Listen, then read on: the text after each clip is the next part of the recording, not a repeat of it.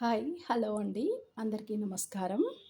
నేను ఈరోజు నుంచి మాతృసాయి సాయిబాబా పుస్తక పఠనము చేయదలుచుకున్నాను. సో ఈ వీడియోస్ అన్నీ నేను రోజు అప్లోడ్ చేస్తూ ఉంటాను. మీరందరూ కూడా నా ఛానల్ని చూసి అలాగే ఛానల్ని సబ్స్క్రైబ్ చేయాలని కోరుకుంటున్నాను. లైక్ చేసి షేర్ చేసి కామెంట్ చేయండి. మీకు నచ్చితే ఎలా ఉందో నాకు కింద కామెంట్లో పెట్టండి. ఓకేనా అండి? ఈ రోజు నుంచి మొదలు పెడుతున్నాను. ఇది మొత్తం 98 పేజీలు ఉన్నటువంటి మాతృసాయి. చిన్న చిన్న కథలన్నీ ఉంటాయి. అందరూ వినడానికి చాలా బాగుంటుంది. పెడుతున్నాను. ఓకేనా అండి? Thank you. శుక్లాం భరధరం విష్ణుం శశివర్ణం చతుర్భుజం ప్రసన్నవదనం ధ్యాయ సర్వ విఘ్నోపశాంతయే.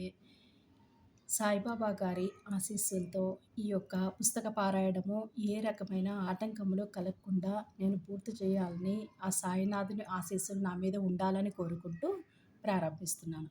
ముందు మాట, భక్తులపై శ్రీ సాయినాథుడు చూపేది మాతృప్రేమ. సాయి అంటే తల్లి అని అర్థం, బాబా అంటే తండ్రి అని అర్థం.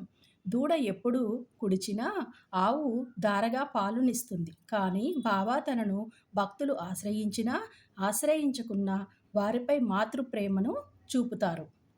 ఎవరికి చేసే మేలు వారికి చేకూరుస్తారు. కానీ దానిని అర్థం చేసుకోగల జ్ఞానము భక్తులు సంపాదించాలి. ఒక సందర్భంగా సాయిబాబా అంటారు, తాబేలు కేవలం దృష్టి మాత్రం చేతనే తన పిల్లల్ని పెంచుతుంది. తల్లి తాబేలు ఒక ఒడ్డున ఉంటుంది, బిడ్డ తాబేళ్ళు ఇంకో ఒడ్డున ఉంటాయి. తల్లి తాబేలు పిల్ల తాబేళ్లకు ఆహారం పెట్టడం కానీ పాలు ఇవ్వటం కానీ చేయదు. కేవలం తన దృష్టిని మాత్రమే వాటి మీదికి పోనిస్తుంది. ఆ దృష్టి ప్రభావం చేతనే పిల్ల తాబేళ్లు పెరిగి పెద్దవవుతాయి. నా గురువుగారు కూడా తన దృష్టిని నాపై నిలిపి నన్ను ప్రేమతో పెంచి పోషించారు. స్వయంగా గురువు నుంచి పొందిన దానినే బాబా తన శిష్యులకు భక్తులకు పంచారు. బాబా భక్తులపై చూపే ప్రేమ అవ్యాజం. బాబా సంపూర్ణ ప్రేమావతారం. బాబా వర్షాకాలపు మేఘం వంటి వారు. వర్షం అన్ని ప్రదేశాలలోనూ ఒకే విధంగా పడుతుంది. బాబా బోధనలు అంతే. తమ అమృతతుల్యమైన బోధనలను ఉపదేశాలను పుష్కలంగా అందరిపై కురిపించేవారు.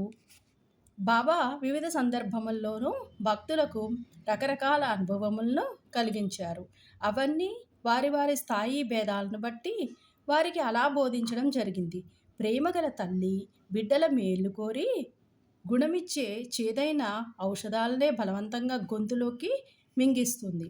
బాబా కూడా అదే మాదిరిగా తన భక్తులకు ఆధ్యాత్మిక విషయములను వివిధ రూపాల్లో బోధించేవారు. బాబా చర్యలు అర్థం కాక కొందరు భక్తులు నొచ్చుకునేవారు. కానీ తరువాత అందులోని అంతరార్థం తెలిసి వచ్చి బాబాను క్షమాపణ కోరేవారు. అందుకే బాబా ఇలా అంటారు, నేను ఎప్పుడునూ ఎవరిపైనా కోపించి ఎరుగను. తల్లి తన బిడ్డలను ఎక్కడైనా తరిమివేస్తుందా? సముద్రం తనలో చేరే నదులను ఎప్పుడైనా తిప్పి కొడుతుందా? నేను మిమ్మల్ని ఎందుకు నిరాదరిస్తాను? నేనెప్పుడునూ మీ వెంటే ఉండి పిలిస్తే చాలు పలుకుతాను. నేనెప్పుడునూ కోరేది మీ ప్రేమను మాత్రమే. బాబాది మాతృహృదయం. అది మైనం కంటే మెత్తన. బాబా రూపం శాంతి క్షమలకు ప్రతిరూపం. తల్లి వలె ఆయన మనము అనురాగమయం. తల్లి వలె ఆయన మనసు అనురాగమయం. బాబా లీలల్లో పలుచోట్ల మాతృప్రేమ కనిపిస్తుంది. అవి భక్తుల శరీరాలను చదివినంతనే పులకింపచేస్తాయి. ఒళ్ళు జలధరిస్తాయి. భక్తితో కన్నులు అరమోడ్పులవుతాయి. కళ్ళు విప్పార్చుకొని చూడండి. మీ తల్లిని తండ్రిని నేనే. యుగ యుగములుగా మిమ్మల్ని ప్రేమతో పోషిస్తున్నది నేనే అని చెప్పిన దైవం సాయినాథుడు. ఆయన అందించిన మాతృప్రేమను ఈ చిన్న పుస్తక రూపంలోనే అందిస్తున్నాం. సాయి భక్తులైన వారందరూ మిక్కిలి ప్రేమతో దానిని గ్రోలుతారని ఆశిస్తూ. బాబా అభయం. శ్రీ సాయినాథుడు తన భక్తులకు తల్లి ప్రేమను తండ్రి రక్షణను కల్పిస్తారు. అందుకే ఈ క్రింది అభయప్రదానం చేస్తున్నారు. ఎవరి పనిని వారు భక్తి శ్రద్ధలతో నిర్వర్తించాలి. భయపడవద్దు. మనసును నిలకడగా ఉంచండి. నా మాటలపై విశ్వాసం ఉంచండి. నా లీలలు రాస్తే అవిద్య అంతరించిపోతుంది. శ్రద్ధాభక్తులతోని వాటిని వినినా చదివినా భక్తులకు వ్యామోహం క్షీణిస్తుంది. బలమైన ప్రేమ భక్తి కెరటాలు లేస్తాయి. ఎవరైతే నా లీలల్లో మునుగుతారో వారికి జ్ఞానరత్నాలు లభిస్తాయి. ప్రేమతో నా నామం ఉచ్చరించినా వారి కోరికలన్నింటినీ నెరవేరుస్తాను. వారి భక్తిని హెచ్చిస్తాను. వారిని అన్ని దిశల నుంచి కాపాడతాను. ఎవరైతే మనఃపూర్వకంగా నాపై పూర్తిగా ఆధారపడి ఉంటారో వారి కథలు విన్నప్పుడు అమితానందాన్ని పొందుతారు. నా లీలల్ని గానం చేసేవారికి అంతులేని ఆనందము, శాశ్వతమైన తృప్తిని ప్రసాదిస్తాను. ఎవరైతే నన్ను శరణు వేడుతారో, భక్తి విశ్వాసములతో నన్ను పూజిస్తారో, నన్నే స్మరిస్తారో, నా రూపాన్ని తమ హృదయంలోని నిలుపుకుంటారో వారిని దుఃఖ బంధనముల నుంచి తప్పిస్తాను.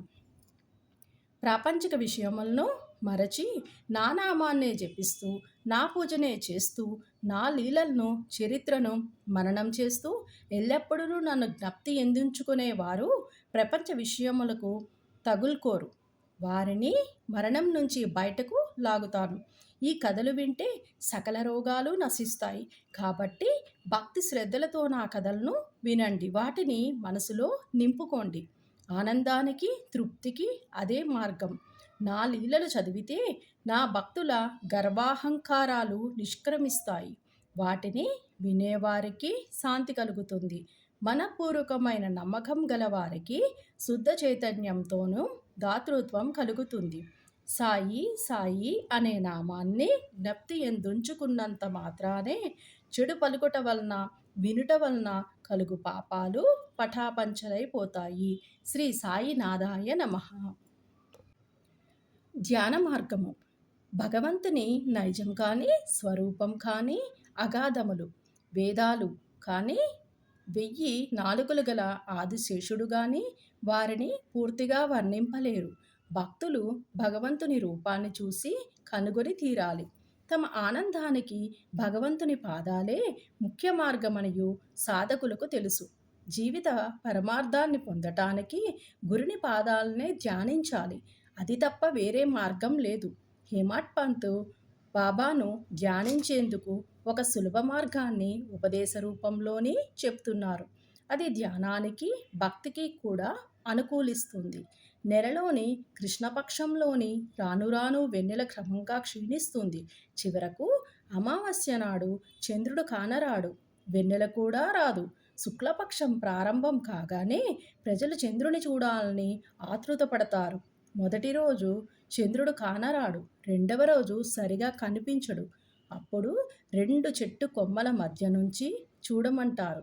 ఆతృతతో ఏకధ్యానంతోని ఆ సందులోంచి చూచినప్పుడు దూరంగా ఉన్న చంద్రుని ఆకారము ఒక గీతలా కనిపిస్తుంది.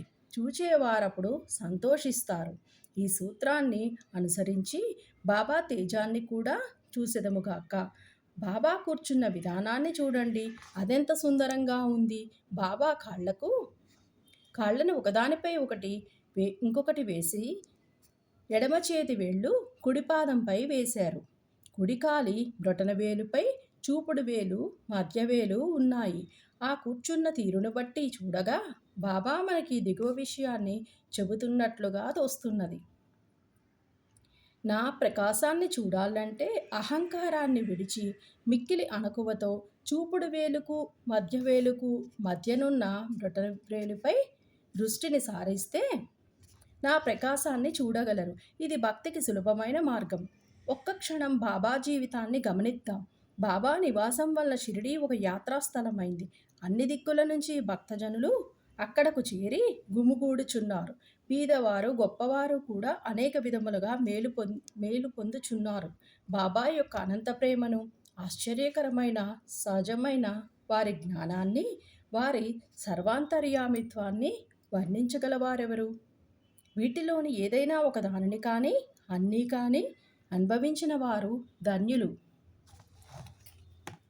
ఒక్కొక్కప్పుడు బాబా దీర్ఘమౌనం పాటించేవారు. అది వారి యొక్క బ్రహ్మబోధము. ఇంకొకప్పుడు చైతన్యగనులుగా ఉండేవారు.